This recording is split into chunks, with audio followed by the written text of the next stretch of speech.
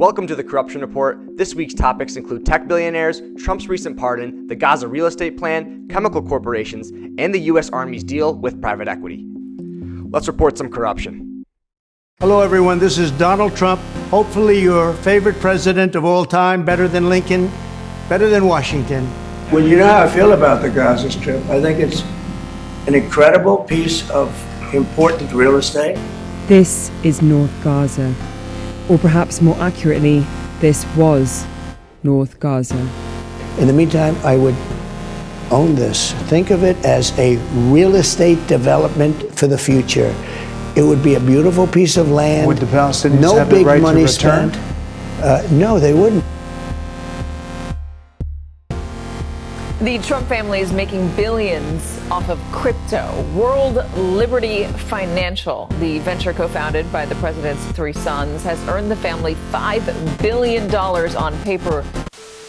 The first victim of our corruption reporting is going to be California Governor Gavin Newsom. He recently vetoed a bill that would have banned the sale of products that contain forever chemicals known as PFAS. Had this bill passed, chemical corporations in California could no longer sell harmful products which are linked to increased cancer rates. But unfortunately, corrupt Governor Gavin Newsom sided with the billion-dollar chemical companies. The governor said he is, quote, deeply concerned about the impact this bill would have on the availability of affordable options in cooking products. But I call bullshit. There are plenty of affordable cookware products that don't contain forever chemicals, and I guess he's not concerned with the impact these products have on our health. Gavin Newsom is giving us another example of corrupt politicians doing what is in the interest of corporations instead of what's in the interest of the people. This happens with Republican and Democrat politicians. So Gavin Newsom, I encourage you to cook your eggs with a pan coated with forever chemicals.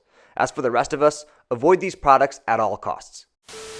Our next victim is no stranger to the Corruption Report. He's been the topic of many videos, and I am talking, of course, about the President of the United States. Donald Trump recently pardoned the billionaire founder of Binance, a cryptocurrency exchange. The man pardoned goes by the name CZ, and in 2023, he pled guilty to a historic $4 billion plea deal where he admitted to allowing money laundering and basically looking the other way when allowing criminals to use his platform. According to the charges, this included terrorists, cyber criminals, and child abusers. So in 2024, CZ is sentenced to 4 months in prison. A few months later, Trump wins the presidency and announced the launch of a company called World Liberty Financial, which is the heart of Trump's crypto projects. About 1 year after CZ is sentenced to prison, all of a sudden, we have a $2 billion investment into Binance by an investor out of the United Arab Emirates. The company is called MGX. This investment came in the form of crypto. What kind of crypto, you ask? It was all in the form of World Liberty Financial's stablecoin called USD1. And this is not for the benefit of Binance. They have their own crypto, and it would make much more sense for them to use that. This is truly for the benefit of World Liberty Financial because these stablecoins are backed by treasury bills, and by holding the $2 billion in USD1,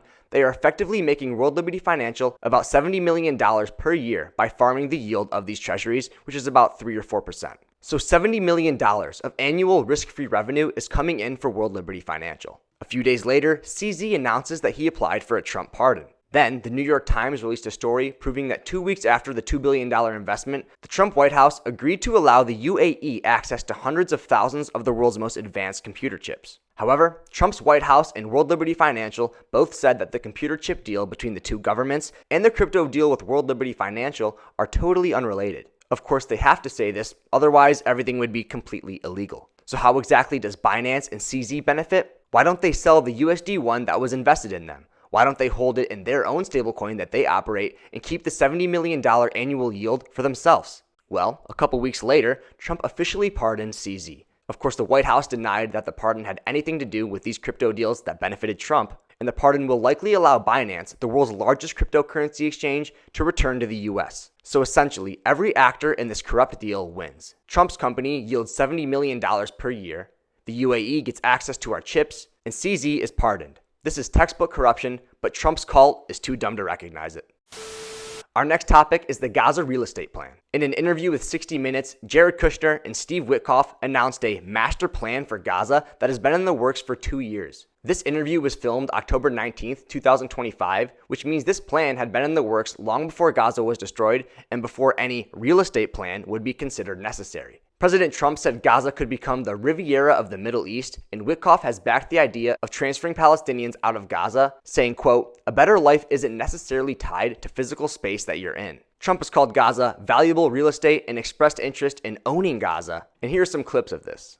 We'll build beautiful communities for the 1.9 million people. We'll build beautiful communities, safe communities. Could be 5, 6, could be 2, but we'll build safe communities a little bit away from where they are, where all of this danger is. In the meantime, I would own this. Think of it as a real estate development for the future. It would be a beautiful piece of land. Would the Palestinians no have the big right money to return? spent. No, they wouldn't, because they're going to have much better housing, much better. In other words, I'm talking about building a permanent place for them. Our next example of corruption that needs to be reported is the U.S. Army's deal with private equity firms. So Steve Feinberg is the Pentagon's chief operating officer. He is also the co-founder of Cerberus Capital, a private equity firm heavily invested in the military-industrial complex. And under Feinberg's leadership, the U.S. Army aims to secure approximately $150 billion over the next decade to modernize its infrastructure. They've invited major private equity groups, including Apollo, whose founder was very close with Jeffrey Epstein, KKR, and of course Feinberg's Cerberus Capital, to propose numerous projects. These projects likely involve building and operating data centers or rare earth mineral facilities on military land. So, the COO of the Pentagon invited his own company to take part in this deal. It is blatant corruption, a conflict of interest that anyone could see. And when it comes to these private equity firms, it is their legal duty to maximize returns. So quite literally, war is in their interest. The more defense products are sold and used, the better it is for their business. And these modern-day instruments of war, like drones and AI-powered weapon software, they require vast amounts of energy and are very expensive. The more research and development that goes into these instruments of war, the more these private equity firms will expect a return on their investment. So let's just say you and I can expect a lot more war because the incentives are in place. There is a lot more corruption out there that we need to report, so drop a like on this video, comment what corruption we should cover next week, and I'll see you for part 2 on Patreon. The link will be in the description.